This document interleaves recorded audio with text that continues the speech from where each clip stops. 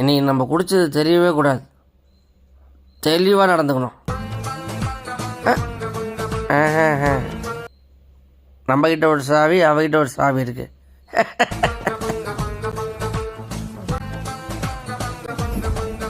சாவியில் ஏதோ பிரச்சனை இருக்குது போல, திறக்கவே முடியல. அதுவாக திறக்குது. கதவு தான் பூட்டவே இல்லையே, அப்புறம் எதுக்கு ரொம்ப நேரமாக சாவி போட்டு திறந்துட்டு இருக்க? இல்லை, நான் பூட்டி இருக்குன்னு நினச்சிட்டேன், சாரிம்மா. ஏய், குடிச்சிருக்கியா? என்னம்மா இப்படி கேட்குறேன்? எதுக்கு இப்படி கேட்குறேன்? நான் குடிக்கவே இல்லையம்மா. என்ன பண்ணிருக்க?